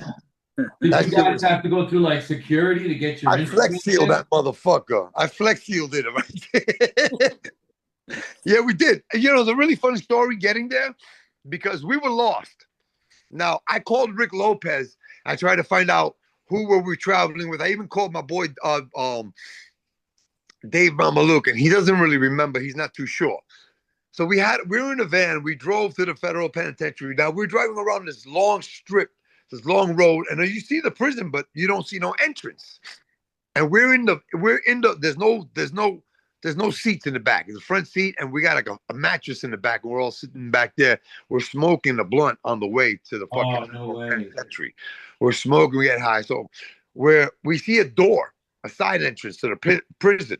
Now there's a guy standing out there, one dude with like a windbreaker and a shotgun. And I'm like, that's not a main entrance, my nigga. I looked at the window and they were like, yo, we're gonna stop here. I'm like, that's not the entrance, bro. Don't even go out there. These motherfuckers now, you're a cop. You're standing out there and you got a highway in front of you, 20 feet in front of you is a road. And some motherfucking a van just pulls up and stops. What are you gonna do? What prison we was it? stop in front of this dude and I say, don't go out there. I'm like, don't even move. I said, that's not it. That's not it. Anthony, the idiot, opens the door and jumps out, starts walking towards this guy. This motherfucker goes, pulls out the gun, he goes, yeah, starts yelling some shit. Anthony dives like Superman, jumps into the van. We fucking haul ass. And I'm in the back with a blunt in my hand. I'm like, you fucking idiot. I'm like, you almost got your head blown the fuck off, nigga. So we find the fucking front. They figured it was us. They were like, yo, and they're like, yeah, we figured that was you guys after that. So I think to punish us, they put us in there with no protection. Because them cops went in their little metal thing. They closed that metal door and left us out there by ourselves, bro. And I was like, oh, man. They could at least backed up the equipment against the wall so we had nobody walk behind us. These motherfuckers were out in direction. I was singing like this, like. Like, why are you standing behind the amp, motherfucker? What's up? Like, But it was an experience. Then I met two mafioso dudes. That Anthony's uncle was like, "Listen, you're gonna meet two dudes, and you can't get no higher than this." So I don't know what he meant. I know they were big dogs. So he walks us over to some bleachers, and they're sitting on the top of the bleachers. And he introduces us, and they give us the typical old school Italian, the old Italian head knob, like. That's all we got out of them. Two older guys. I couldn't tell if that was. Hey, you. I'm not. I don't think it was John Gotti. See, I didn't really know much about John Gotti. I didn't really know much about the families until years later. I got into it, but during those days when they were. So I don't know if it was John Gotti, but they were big dogs. And Anthony was from 72nd Street. Italians over here. Anthony's father, apparently, from what I know, was involved in mob stuff and was died because of that, apparently. So God knows what Anthony went through. I've always had a special place in my heart for him because I always knew he had issues. My very first show with Marauder, I got to see it because our very first show was at the QE2, Albany, upstate, and that was my first show. 2 weeks later, I'm doing a show with Marauder, and I'm nervous as fuck. And all of a sudden, we go to pick up Anthony, and I didn't really know what was going on with him, but he opened the door, started fucking yelling, flipping out, and closed the door, and never opened the door again. And I'm like, what the fuck? So like, well, guess we're doing a show without Anthony. I'm like, so now here I am, nervous as shit, going out there with one guitar player. So you guys did a 4-piece? He just couldn't play? Our first show, we did it without Anthony, 4-piece. And Sal forgot his guitar strap, so he played like 2 or 3 songs, kneeling down. It looked like he was proposing to somebody. No fucking way. It looked like he was proposing to some invisible chick. Some kid came out of the crowd and gave him a strap, say, yo, here. And Sal finally had a strap, and he played. So it was our first show. It was a great show because the QE2 had it was like a little weird place. Yeah. It was shaped awkward, and it had a little metal barrier in the front, right? I was leaning on that shit, You know how many times I banged my shin on those bars? Yeah. But it was great, man. It was a great show. Wait, where is that located at? Albany. You played there with QE2s is awesome. Yeah. Oh, yeah. A lot of people play there a lot of time, yeah. Yeah, Kevin knows the QE2. Oh, yeah. There were a lot of great bands from Albany, man, back in the days, man. Stigmata was one of them. I remember that split, Stigmata Marauder. I had it. I lost all my records. Left them on my mom's house. Dope, too, from Albany. Cutthroat, yeah. Oh, yeah. Cutthroat was dope for fucking Albany. Bro, Section 8 was my shit. Yeah. They were my life of agony. I just, for some reason, they were just they were like life of agony, but with balls, man. With a little bit, just a little, more punch to it. Agony, with no sex change, right? Yeah. Kevin, did Casey die? The singer, did Casey die? I don't think so. No, right? Not that I heard, no. No, we saw him, I think, right? Did we see him when we played an opening show? Yeah, it was the QE2, I think, the old QE2. That's where we played, is that show. 2019. That was the QE2. They changed it a little bit. They took that big rail, they took the railing down, I think. Yeah, they moved the stage a little bit. Oh my God. I didn't know that. Yeah. Oh my God, bro. Yeah. That was our first and last show upstate. My first and last show. Yeah. Oh wow. I think that's on YouTube, isn't it? Yeah. I think so, yeah. Yeah. Yeah. I remember Stigmata was a really good band from stage. I'm like, oh, I got patches. Lighting up my hair was thinning already. I made the best move. I got the old skinhead. Jorge, is it okay? And we're not, obviously, don't we don't want to get into the negative thing, but like, so what happened? Like, I know what happened with Vinny. I know that caused a lot of issues. Then Dave Shirari came in, right? I think right after him and Pokey, there was like a bounce of different drummers. And then why did Rick and Anthony leave? The band struggled a lot afterwards, with band members and everybody. Shit was coming from different directions, you know. If it wasn't one person, it was another. It's, you know, so trials and tribulations, and people, you know, some people made them, some people don't, you know. I thought Rick was a diehard. I thought he was never going to leave Marauder. I'll be honest. Well, Rick is yeah. out in, I'm gonna say, Colorado. It's in Kansas, right? In Kansas. You're right. Kansas. It's Kansas. He's out there with Dorothy.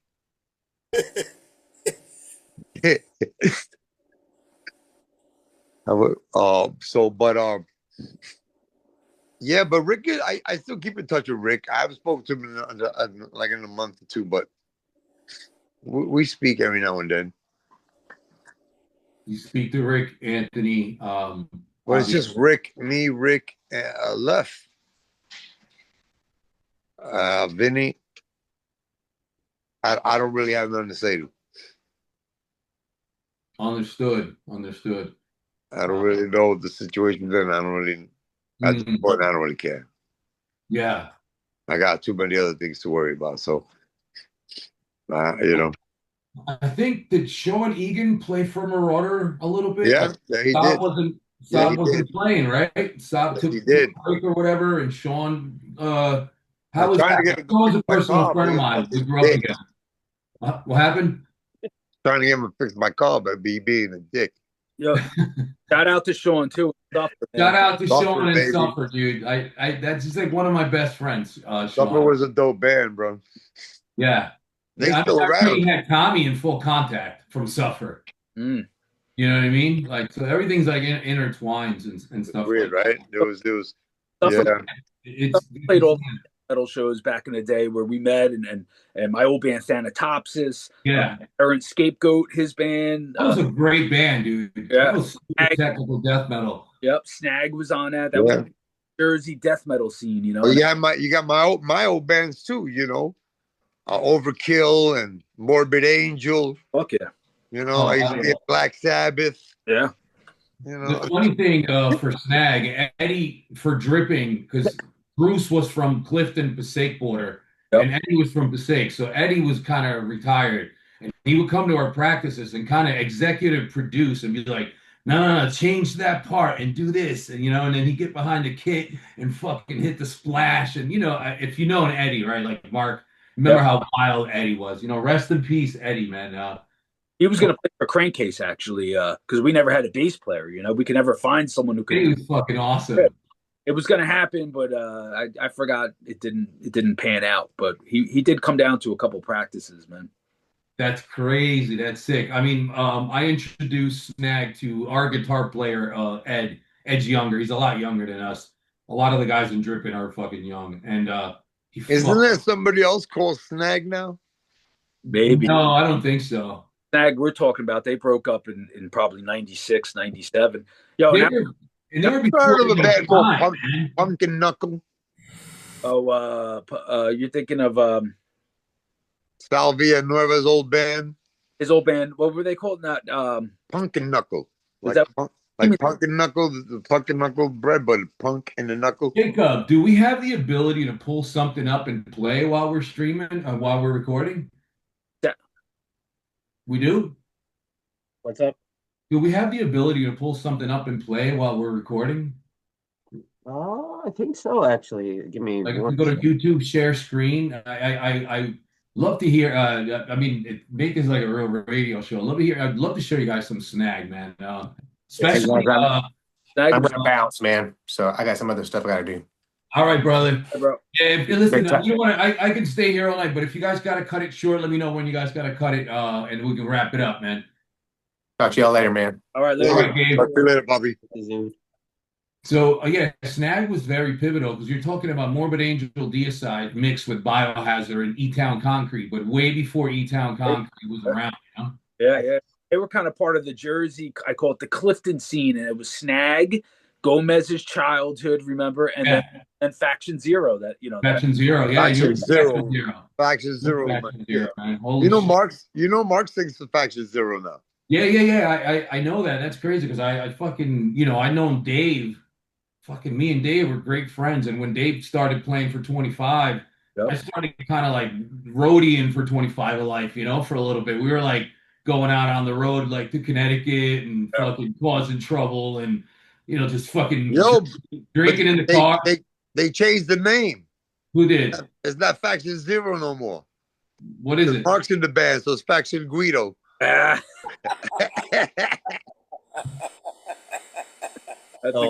we got to cover an old Snag song, man. I know Grasso's still around somewhere, but Snag, you know, and I want to talk to somebody. I want to make Snag shirts because I want them to get the flowers they deserve. And I showed it to the guys in Dripping, and I showed it to Devin, you know, Devin Jacob, and he's like, dude, he's like, you gotta gatekeep this. Don't show this to no one.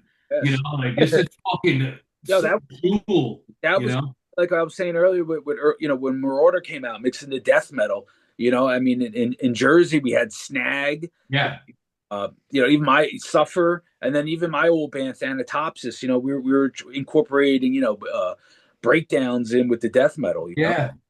Well, were you guys ever into Cattle Press? I heard of. I don't know. Lino was the guy in Cattle Press.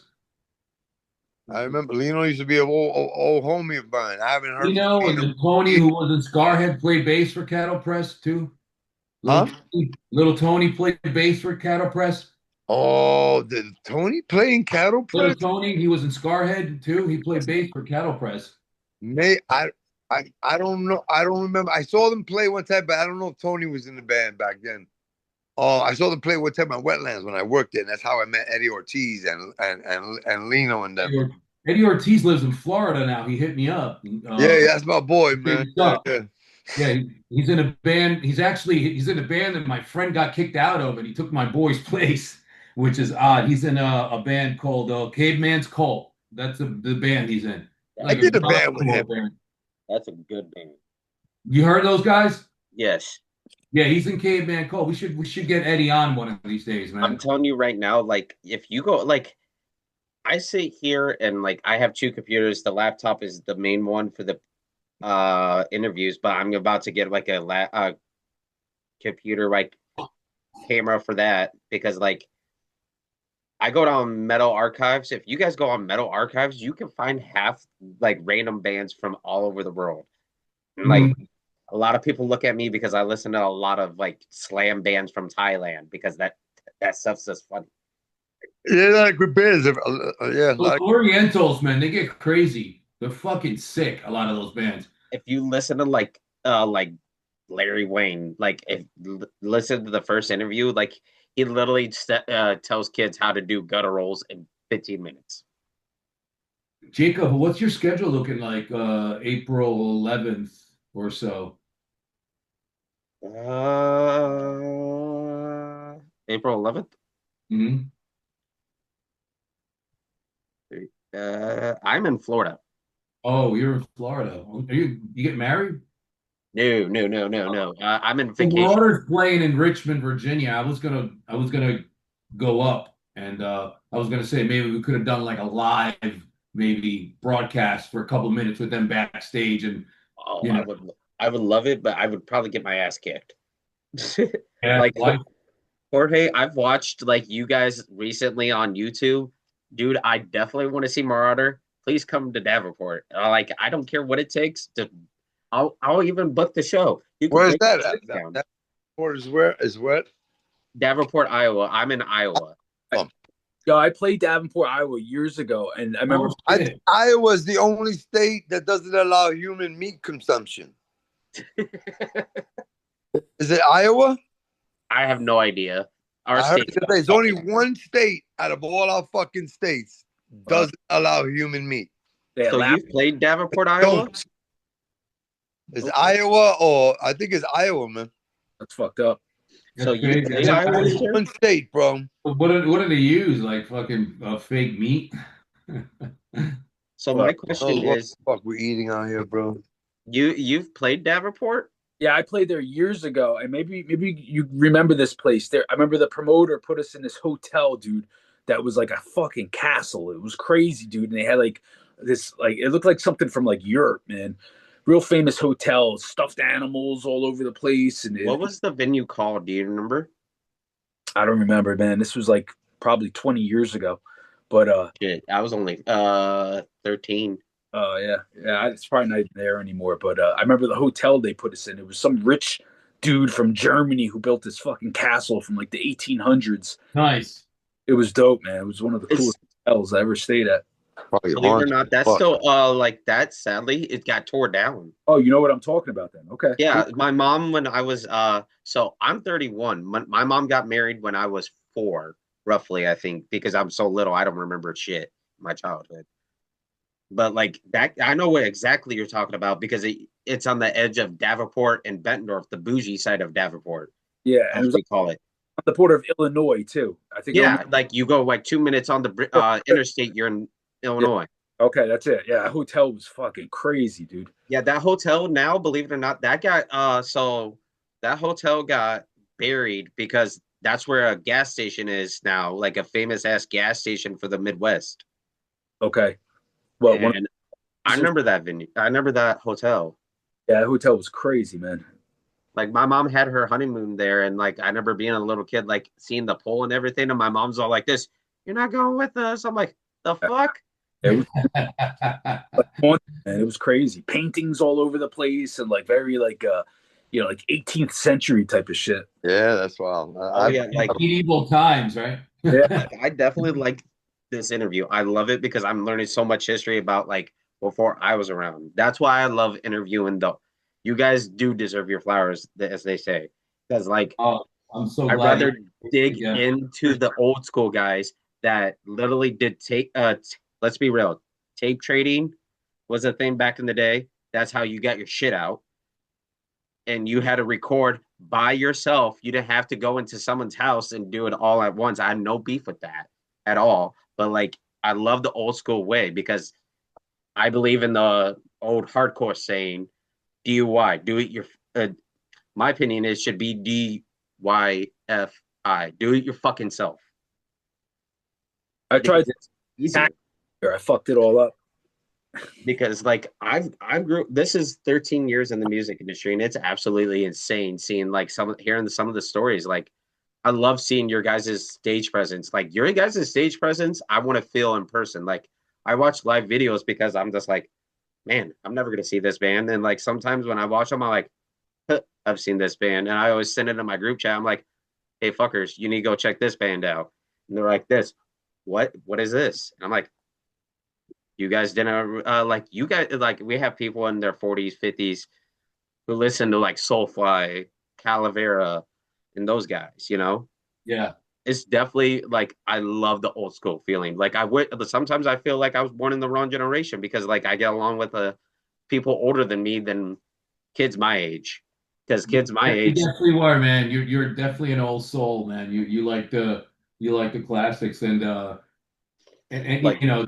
To your point, man, yeah, Marauder's got some great history, you know, and like you guys had a lot of some trials and tribs, you know, and you're still here, and then like you're better than ever now, man, better than ever, like solid lineup, everybody's on the same page, and you know it takes a lot, you know, 'cause I'm in a band myself, it takes a lot to get, you know, you always have that one fucking asshole that you got to deal with, and you have to put up with his shit, or you got to, you know, he's got like fucking no car, or you know, you got to pick him up, you know, but you guys seem to have all professionals in the band that, you know, don't, you know, I guess don't give each other any grief or any bullshit. And you guys are just like, let's do it, man. And it shows when you guys are on stage. It fucking showed, man.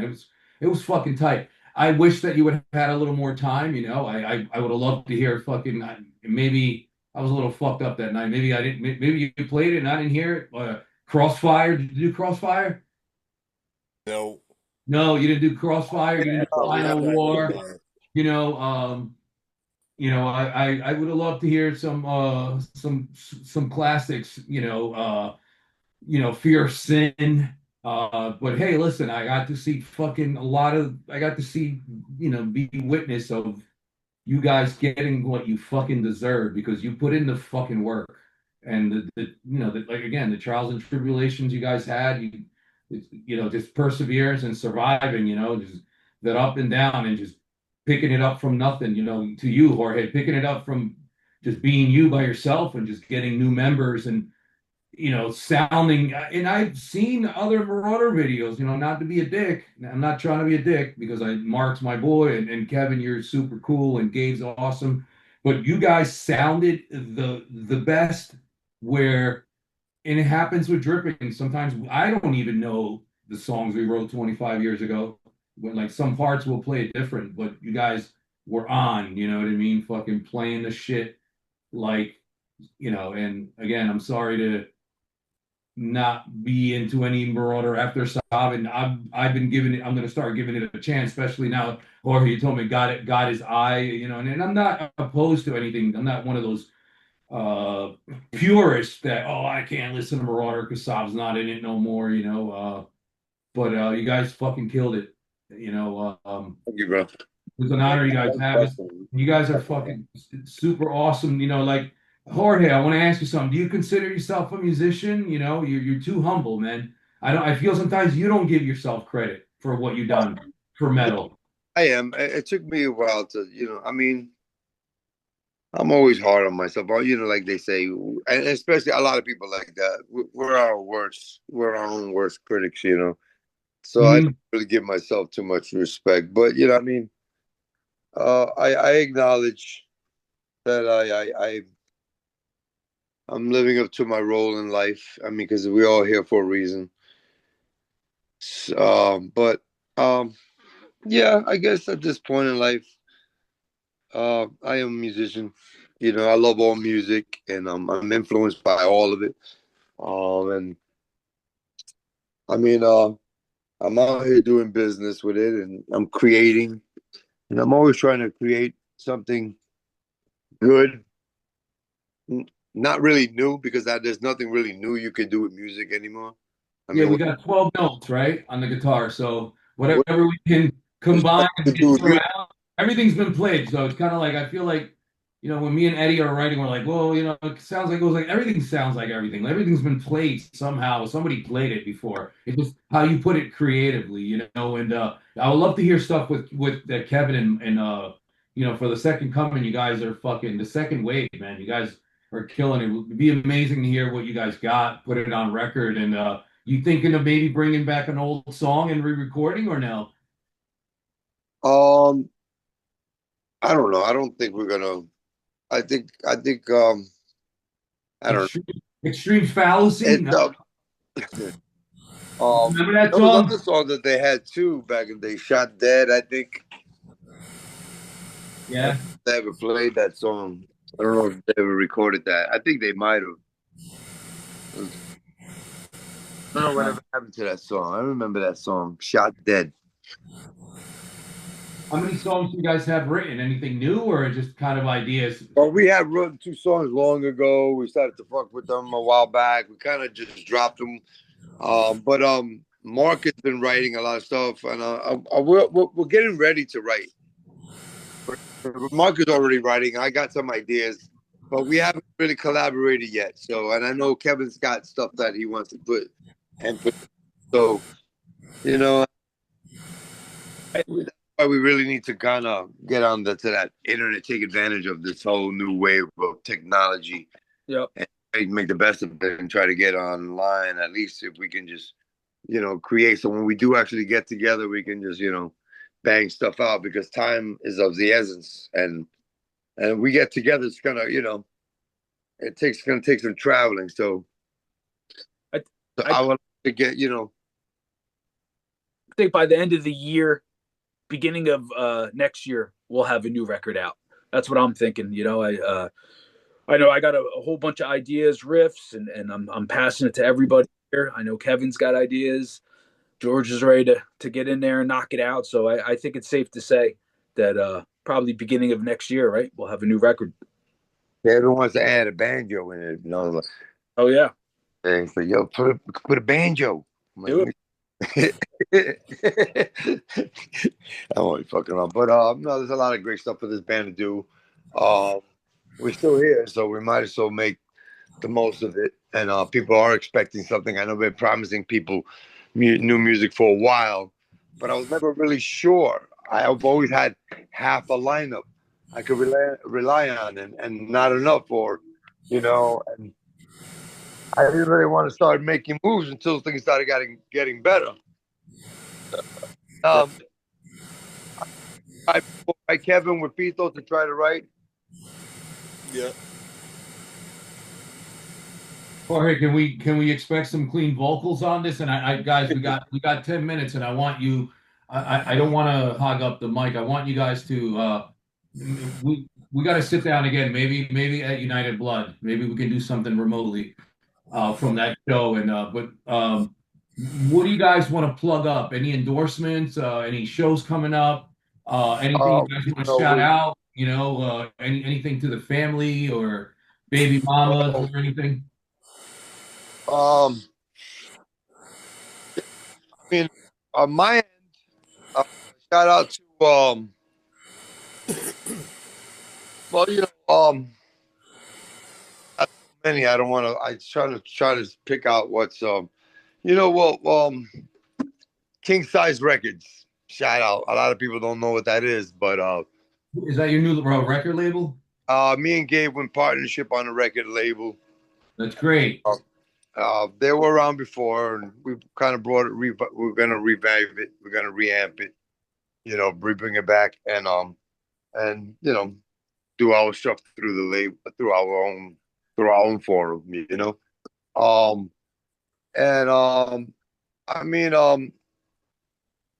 mean, shout out to you guys. I mean, you guys are out here taking your time and having us out here talking all this nonsense. And no, it's a fucking honor. Shout out to, you know, I don't really know. I'm finished smoking that big fat joint during this whole interview. I'm like, yee! I see Care Bears right now running around the room. I'm like, hey, what the fuck? That's why I can't smoke during interviews. And I can't smoke during interviews anymore. I got in trouble last time. Oh yeah, yeah. You guys want to see something funny? Well, like it's just because like I smoked some weed because I found it outside as a venue in Chicago. Which don't do that. Don't pick up random weed. And I was all like this. I was like, I'm gonna smoke this. Maybe it'll calm my back down and everything. And I'm just sitting there. I'm like this. You got to smoke weed and light a candle like this. Oh shit! I want one of those. You got to get me one. I got matches made like this and everything, bro. My daughter made this. Nice. I can't smoke weed anymore, man. I think I took so much acid in my life that when I smoke weed, you can give me like 5 hits of acid and I'm sitting there like I can drive a fucking school bus loaded with kids and no problem. And I'm smiling. But you give me a little bit of weed and I want to hide in a corner. I'm scared. I'm paranoid. I'm like, I feel like people are looking at me funny. I can't do it anymore in my life. I don't know what it is. Then we can't smoke together. Oh, dude, it's just because like legitimately last time I smoked during an interview, it was the worst because I was smoking and I think it was I'm not gonna say any names, but they decided to eat food and like my hearing got amplified and all I heard is I'm like, oh, this is gonna bug the shit out of me the whole time. Oh my god, bro. It was like talking to one of my cousins and shit when they eat. Oh, hey, you know, shut the fuck up. It just killed me because I was just like this.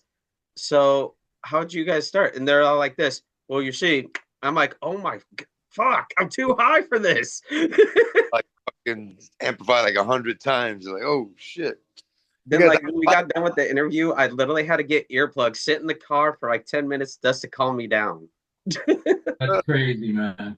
That's crazy. Yeah, so like if I'm smoking nicotine. I cannot smoke weed during another interview. I gotta do both, you know.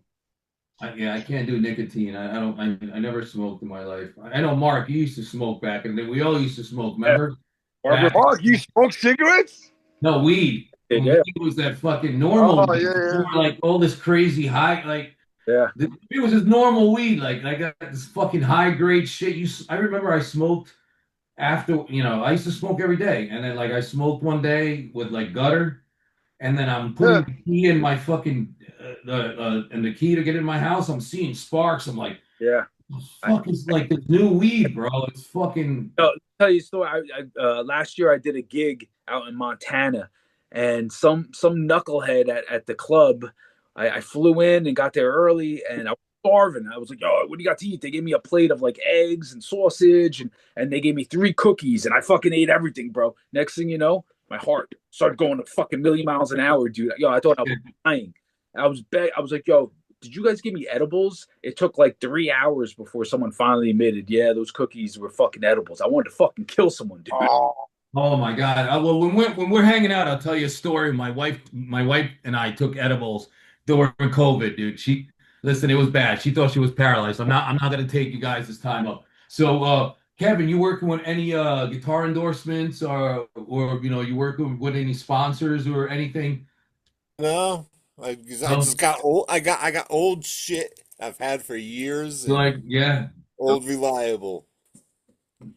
That's funny. I was telling Rick, he was in Suicide Silence, where we interviewed him last night, and I'm reaching out to Dean because I want to play with my Les Paul, but I'm like, if I don't want to be a dick to Dean and not represent the brand. And it was funny, Mark, because it was me, you, and Wayne from Hatebreed, all of us endorsed by Dean backstage at FYA. We should have got a picture. Right. Mark, you're with Dean. Are any amplifiers, any pedals?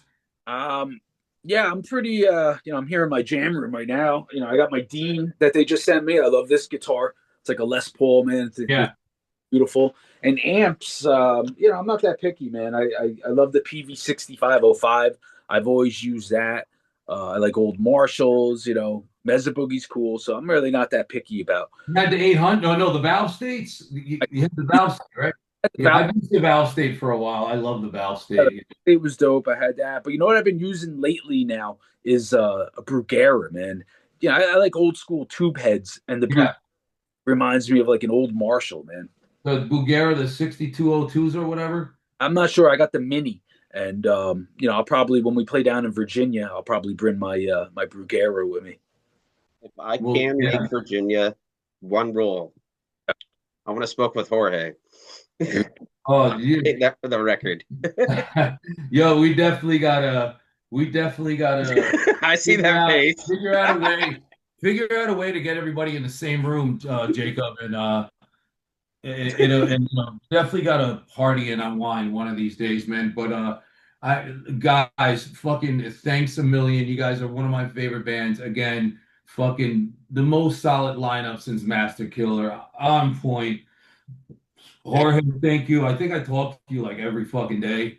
I annoy the shit out of you. Text back, motherfucker. So, do you not text back because you can't get the fucking phone, or you just don't like texting? No, I'm kidding. Guys, you want to plug up some things you want to say, some shows, and I'm good, and we appreciate your time, bro. It's been amazing. Thank you, bro. Made our month. Thank you for joining, and thank you for FYA. It was fucking epic and iconic. Yeah, I had a blast. I just followed. Show coming up in Long Island next month. Yeah, with Stout. Love Stout. Stout's pretty dope. That's a double night or Biohazard, right? Yep. Yeah. Is Shattered Realm playing that show too? Yeah, they are. Yep. Oh, fucking awesome. That show's gonna be wild, bro. Everyone bring I gotta try to make it. I think I'm gonna be in Jersey at that time because I'm gonna be helping my father with his business. So I think I should be in Jersey in March. Right, so I'm gonna try to come out to that. I almost fell off the drum chair. I told my wife I'm going to Richmond today. She's like, "Where you going by yourself?" I'm like, "All right." But and then my buddy who's here, he's like, we can party at his house afterwards in Richmond. He lives in Richmond. So again, Kevin, thank you, dude. You're fucking awesome. Are you from Mass your whole life, or you were like a New Yorker that moved? Yeah, no, I'm from Mass. I'm right on the border. I'm like half hour from Albany. Yeah, you're right in that fucking in that like fucking the Mass Pike, right? Fucking location. Yeah, I lived in Connecticut and I used to work in Liverpool. Well, I had to go to Liverpool 2 times a month, and that's all the way to Syracuse. Whites from Western Mass. Western Mass is different because they don't say the pa, the ba. They don't have the Boston accent. I lived in New England for a long time, Yeah. Western Mass is kind of like New Yorkers, like an extension of New York, Yeah. I just to give you guys all to know, I just followed all of you guys on Instagram, so you guys should get that notification. Awesome, I got it. And whoever freaking runs the page, I invited them to a collab for Mulder for you guys, so we can get this rolling and make sure the fans know stuff is coming. Jacob, how long till you process everything and it gets onto Spotify and YouTube and everywhere? So this one's going to be, so I just want to state this for the record. This is the longest Wild Man podcast interview. Oh, nice. We just broke that record. Cool. We are episode 104 right now. We're working on 105 and everything. Cool. But like Mark, I just want to tell you, my friend loves your guitaring. Oh, cool. He's all like this. Can you send him something that I could get signed? Because he loved you in Soulfly. Get on, man. Tell him. I was all like this. Sure, $200. I'll send something for him. And he's all like this. Are you serious? I was like, okay, $2,000.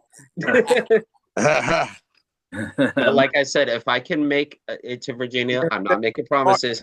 It was underwear. Yeah. I definitely want to smoke with you, Jorge. I feel like that would be a fun time. Oh, bro, you know you're gonna be like Buzz Lightyear. It's from infinity and beyond, bro. We ain't coming back. That's fine by me. We can just chill. You better have your jetpack fuel and your backpack. We're flying out of here.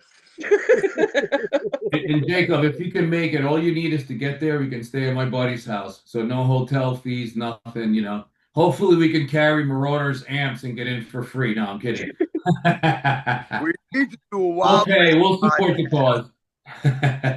We need to do one at a table. We need to, like the way Noria did, like the way they did Drink Champs, where we're all sitting down and I love Drink Champs. I love Drink Champs. So Nori's doing it. All can sit down and together and smoke and drink and eat and we have some, you know what I'm saying? And listen, but we got to do this again. And we got like Alex Marquez from Malevolent Creation. He was supposed to join, and we got to do this again. We got to have like I want to have like a complete different fucking people from the spectrum. We'll have like a metalcore new kid with Jorge, Mark, or Kevin, whoever wants to join. We'll have like a brutal death metal guy, a hardcore guy, and we just do a round table one day.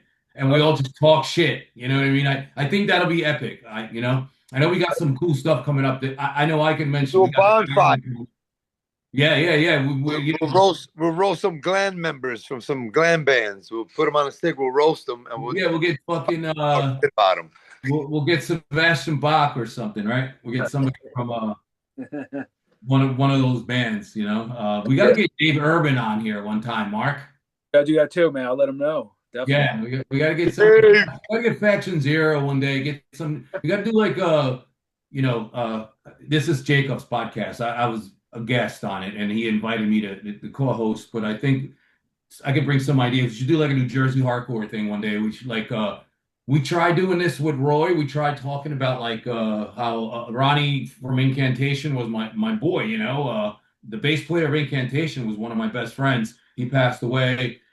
Eddie from Snag. We tried talking about all the New Jersey bands, and I think we should do that one day and have like Faction Zero. And I don't know if we can get in contact with any of the boys in Crankcase, but it'll be epic to have a New Jersey hardcore show. Yeah, let's confirm.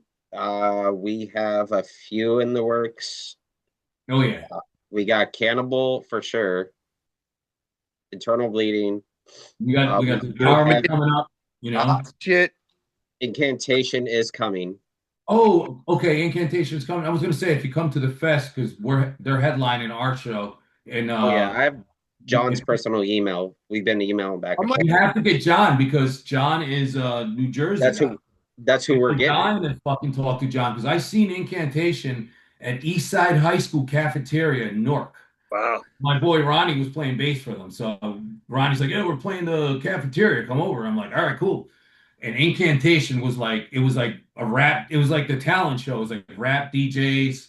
Wow. This is like 1991, like rap DJs, freestyle DJ, and then all of a sudden here comes a rock band, and it was Incantation, a brutal death metal band. A huge fan of Incantation, Immolation. Those guys paved the way. Again, guys, thank you. Love you guys. Appreciate this from the heart, man. Fucking, it means so much to us, man. Thank you. I'm good, man. Have a great night, and thank you for your time. I'll be in touch. That's you, man. Jacob, man. Thank you guys, man. Appreciate it. Thank you very much, man. Thank you. Have a good one, and God bless, guys. Guys, I'll be in touch. Peace. For sure. Later. Gotta go shovel. Yeah. That sucks. Guys, have a good night, man.